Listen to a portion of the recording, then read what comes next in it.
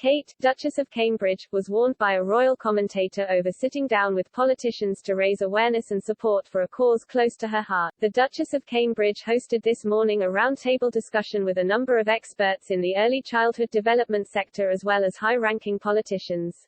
The focus of the meeting was on sharing with government officials the results of a nationwide survey and showing there is a real appetite to see children's mental health being prioritized.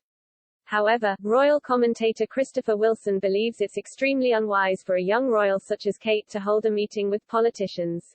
He wrote on Twitter, "With the greatest respect, in the present climate it's extremely unwise for young royals to be sitting down with politicians, however good the cause.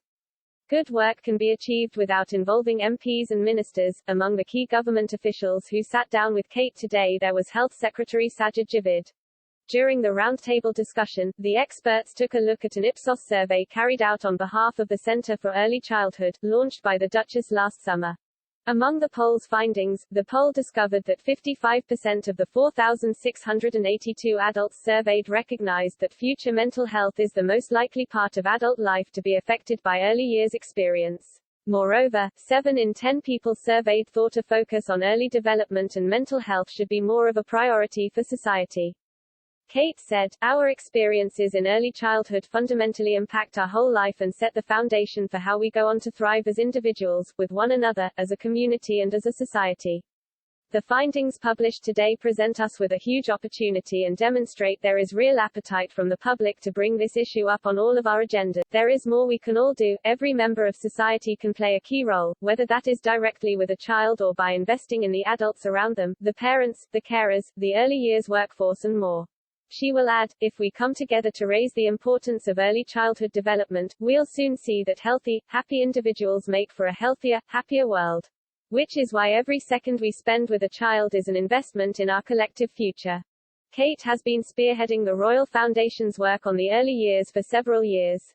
After deepening her own understanding on the topic, Kate created a steering group with experts, with the goal to look at ways to make a positive difference in the lives of children.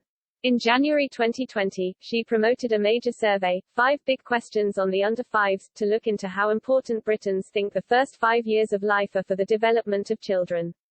The results, alongside experts' research and case studies, were unveiled in November 2020, during an online forum hosted by the Royal Foundation. In her keynote speech at the forum, Kate stressed how the early childhood development isn't an issue concerning only mothers such as her, but the nation as a whole, as the well-being of today's children will help shape tomorrow's society. Last summer, she launched the Center for Early Childhood to carry out her legacy-making job on the topic.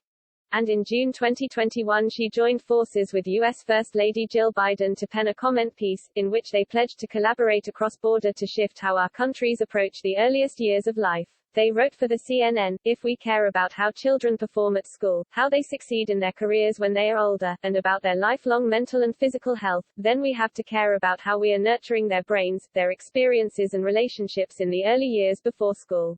They also said, "This issue should matter to parents and non-parents alike. We can all do our part by valuing the role of mothers, fathers and caregivers.